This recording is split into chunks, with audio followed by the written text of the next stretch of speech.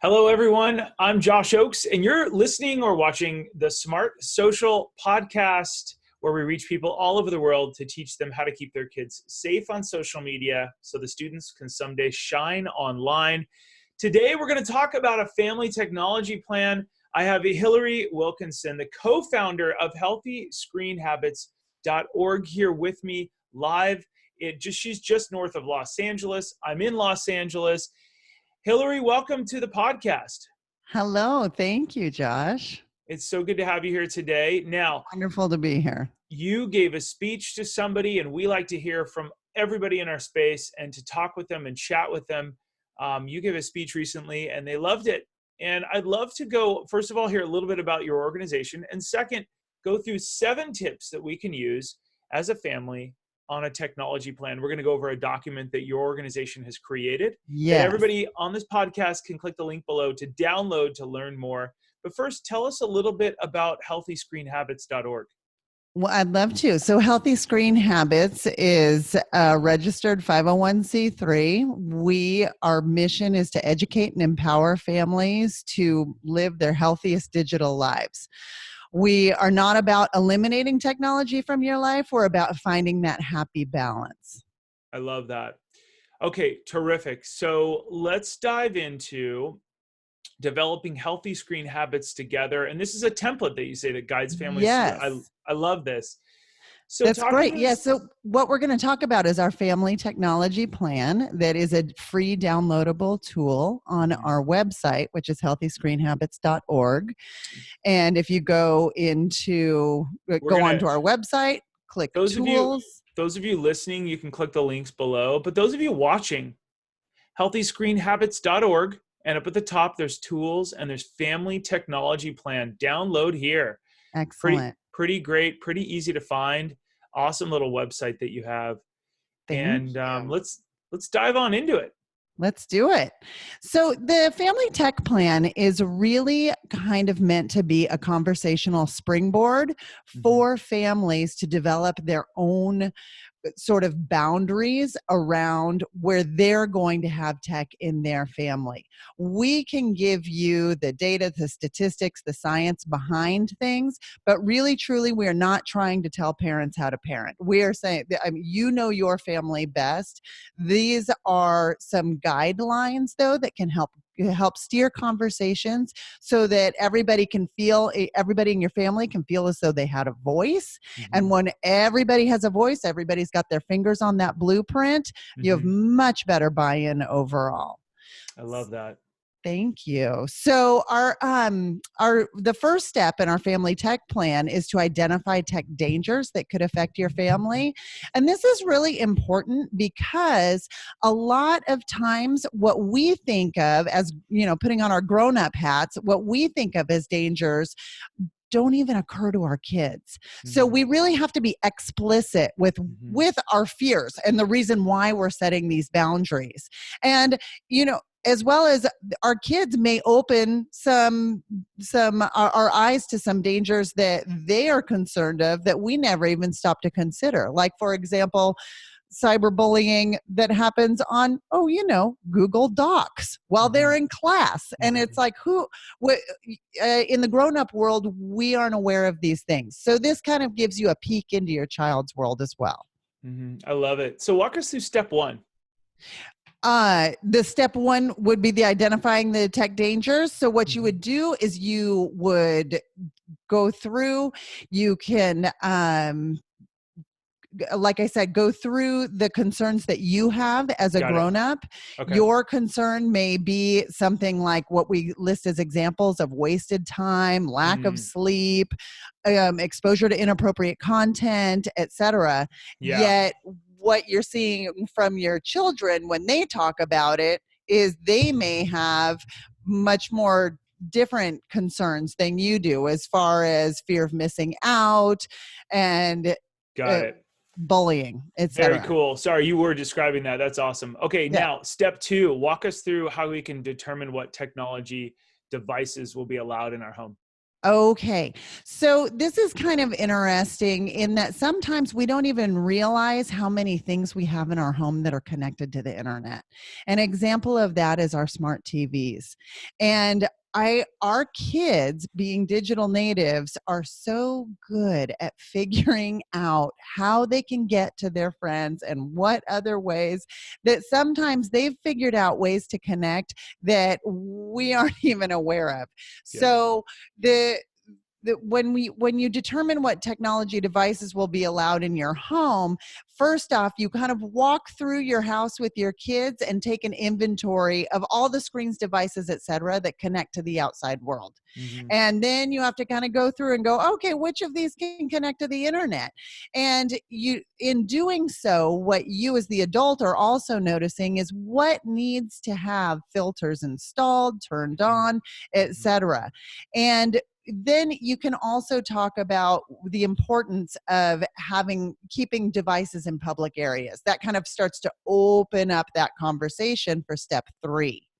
So Love it. step 3 creates tech-free places for your family. Just as you've decided which public areas tech and devices are going to be allowed in your home. For example, in my house, we allow tech in the family room, the kitchen, the living room, etc. But our tech-free places are bedrooms and bathrooms. We Mm. do not allow tech behind closed doors in bedrooms and bathrooms. And that's because intimate things happen in intimate spaces, and you close a door and you provide a mirror, and all of a sudden things start getting crazy with the pictures, with the everything else. Mhm, So mhm. that's one of the reasons why you want to keep your kids safe by establishing those tech-free places. That's powerful. Yes. So step 4, and these are all things that as you talk about with your kids, you can come at it from a safety standpoint.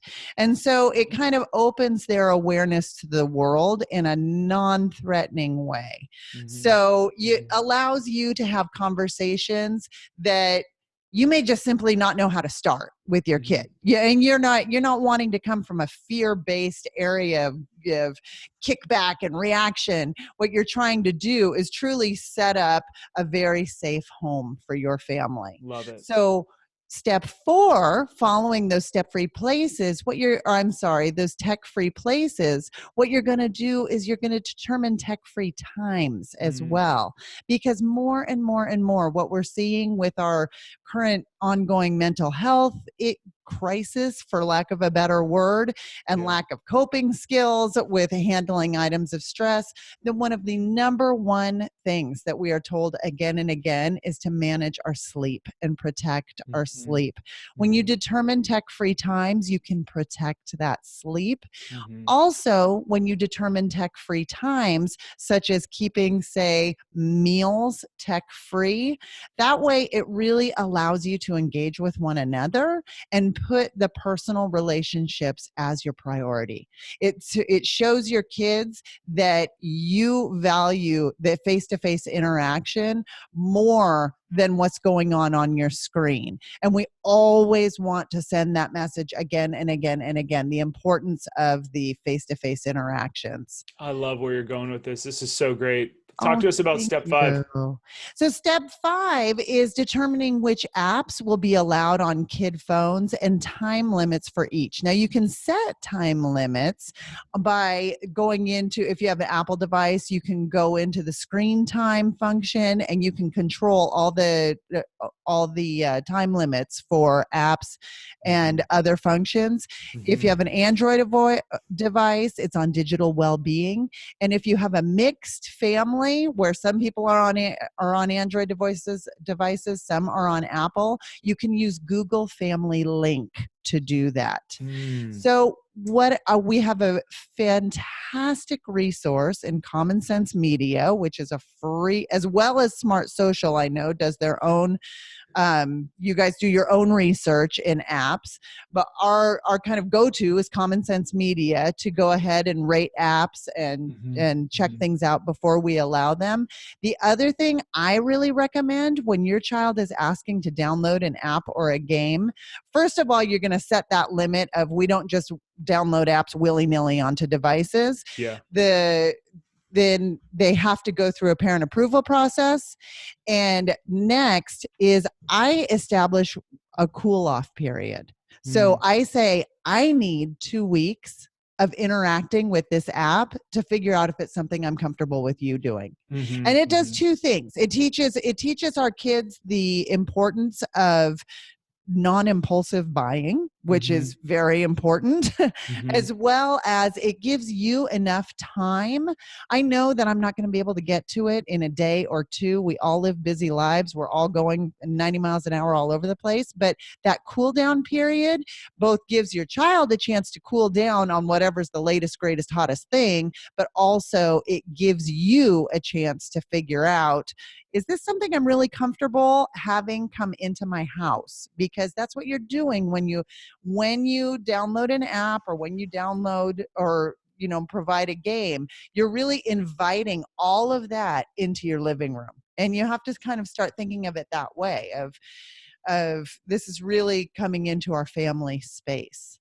You bring up a great point. By the way, I love where you're going with this, Hilary. I think this is all terrific. But also, if we put ourselves in the kids' shoes, oftentimes kids are begging for their parents to set guidelines and restrictions, because otherwise they follow their friends. The pressure is on. They don't know, and they don't have a vocabulary to say, "Mom and Dad, I'm so glad you took my phone away." Yeah, they'll be angry for a little while, but then they can tell their friends, "My parents took my phone away. I know it sucks, but it's so much easier because life is a little bit easier." And we've heard all over the country, kids thanking their moms later on, "Hey, thanks for taking my phone away, because it makes my job easier. I can just do my homework and all that stuff." But what you're hinting at right here too is you're giving your kids a story to tell their friends, an excuse, a positive reason. "Hey, I can't download that app because I'm not allowed to yet. In a couple of weeks, I may be." Now, if real friends will say, "Okay, cool." Bad friends would say, "Oh, that's lame. You should just download it anyways," right? So that's how your kids are going to learn. But I love that the cooling off period gives them a story, right, and to tell their friends. And that's Right. It provides that kind of that insulating layer that sometimes we need, because we all know the teenage brain is, the prefrontal cortex has not yet fully finished wiring. And so their inhibitions are non-existent. Yeah, I mean, the prefrontal cortex is probably not wired until scientists say the age of 25, I think it is. Exactly. It keeps creeping up. Right. And then I would say, I'm making fun of myself, for young men, it's probably 30, and for women, it's probably 25, and so I love where you're going with this. Determine which apps are allowed and have that preview period, that 2-week period where parents, and this goes so in line with what we believe to be, parents be on every single app your kids are on. Yes. Make sure you try it out. Every single app. It's like on a park. Social media, follow your children. Make sure you need to know what they're posting. And there are ways to check and see, like for example, on Instagram, kids are notorious for creating what are called Finstas, which are fake Instagram accounts. Yeah. So they're private accounts that they aren't readily seen. And you can go on your child's device and quite quickly see how many Instagram accounts they have. It just you can go on on YouTube and get a tutorial on that, or you can follow us at Healthy Screen. We're actually going to show people right now really quickly live, if you don't mind. Those of you that are watching, and if you're listening to this, you can go watch the YouTube video. But if you go over to Instagram, which I have down in the bottom right, the Finsta is also called the spam account. So what we're going to do here real quick is we're going to click on my page, and you have to get your kid's phone. I teach this in a lot of classes. Physically get your kid's phone. "Oh, they're logging me into their accounts." No, they're not. They're not logging into all of them. You have to physically get your kid's phone.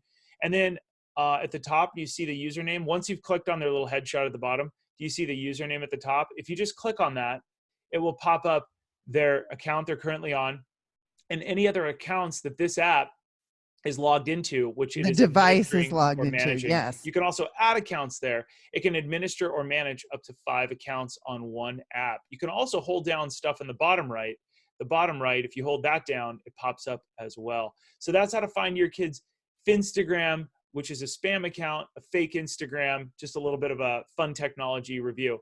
All right, we're moving on to step 6. Yes. What should we do with step 6? Step 6 is monitor device activity and talk frequently with kids about technology. You know what, Josh? I have been doing this for several years now, and every expert I talk to, every researcher I talk to, every principal, every therapist, anything says no matter how many filters you put on, no matter the software you engage to protect your child, your very best line of protection or line of defense against online issues, whether it be excessive use, whether it be bullying, whether it be predators, etc., is your relationship with your child. 100%. So when I say talk frequently with kids about technology, I say it's good to think about this a lot the same way that we think about hydration. Okay. A lot of times you think, oh, well, we had that talk and now we're done. But it's much better to take many little sips all along, every day along the week, and just keep plugging those family value messages of your family rather than having one big glass of water on Wednesday and thinking you're done. So I love that. It's not a one and done. Correct.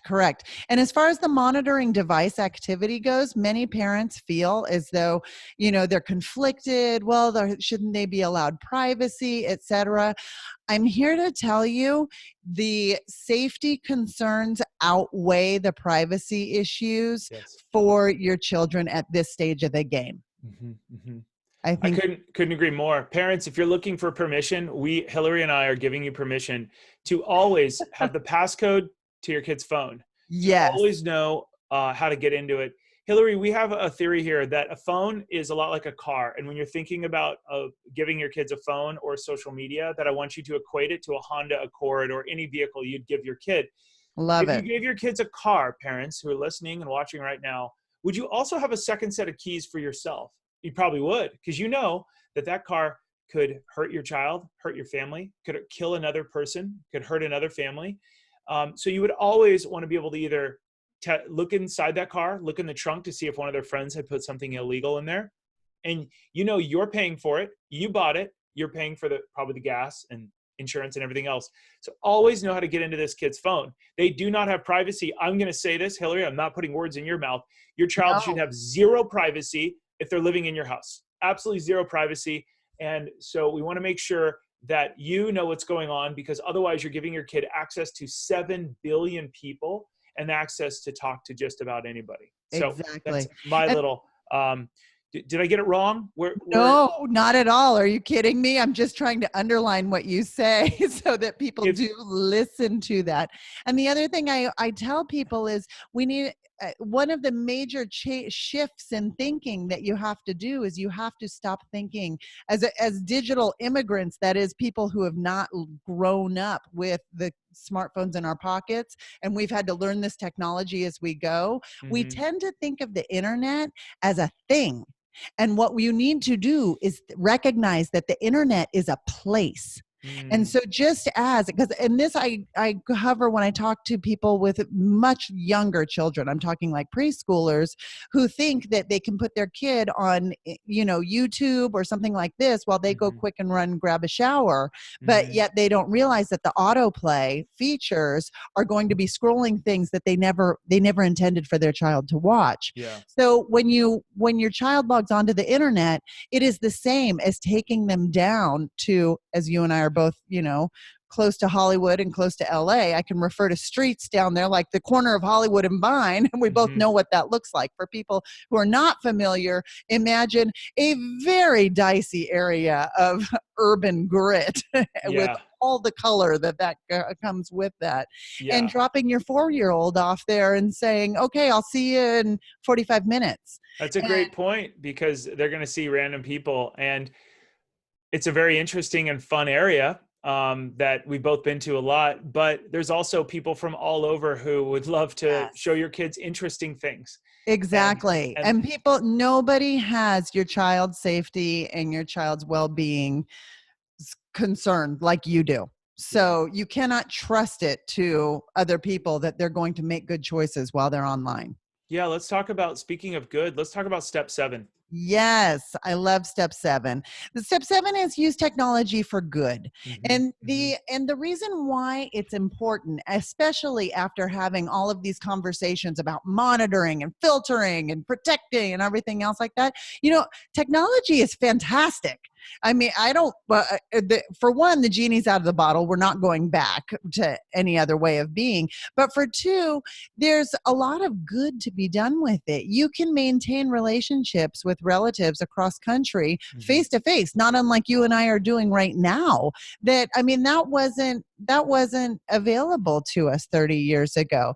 And by sending family members uplifting texts, I know my children, my parents love hearing from my children, whether it's from text, whether it's from handwritten note, or whether it's a phone call. Mm-hmm. So those are all things that they can partake in and use.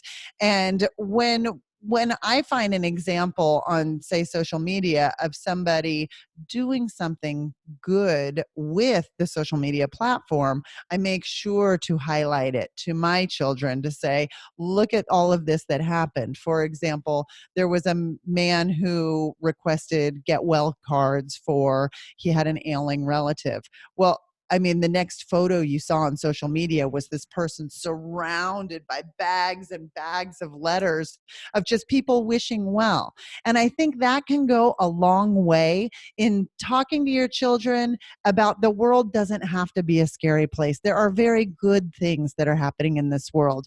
It's particularly during this time, it is so easy to get caught up in our headlines and our Mm-hmm. panic-driven news feeds Mm-hmm. that we really need to spend time focusing on what's right, what's good with the world, because our kids are being subject to, I mean, there's no stop. It just comes all the time. And Mm-hmm. unfortunately, because of the sensationalistic qualities that headlines tend to follow, you can put your child into, unwittingly into an area of anxiety that you Mm-hmm. never intended for them to be. So that's why we say use technology for good.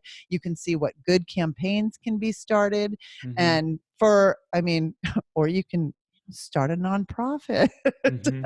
like Healthy Screen Habits. And That's fantastic. yes. I love So it. Well, hey, Hilary, I want to thank you for coming on here today. Really appreciate all your thank time. you. Thank For, you. for those of you watching or listening, this podcast is brought to you by our new free app called Smart Social, and it's in the bottom left. You can download it wherever you download your apps. If you in the home screen, we have 300 free social media resources that my team powers every Tuesday and Thursday. Last week, we interviewed a cyber safety expert that licenses Garfield to teach little kids how to be safe on the internet. GroupMe app, TikTok, we talk about these each week, all kinds of different stuff. We've got free webinars. We've also got a huge video library, 30 plus courses that you can access directly within the app.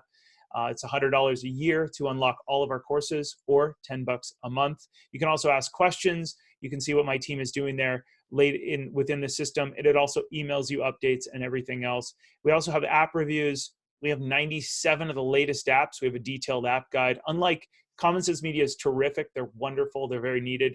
We go deep dive and show you character behind each one of these apps. We do a video review. We've done almost 100 of them so far, and they're all in there. And then we have resources that you can use all within an app. So you can get 300 resources each available where we're interviewing the world's best, like Hilary.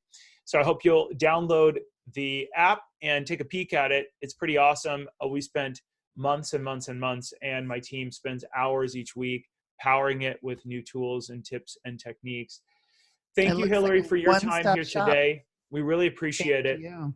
To all Thank of you you. listening and watching, you can learn more at smartsocial.com. You can click the links below to learn more about Hilary's organization. We thank you so much for listening and watching. Remember to keep it light, bright, and polite, because your kids are watching. We'll see you guys all very soon. Have a great day. Take care.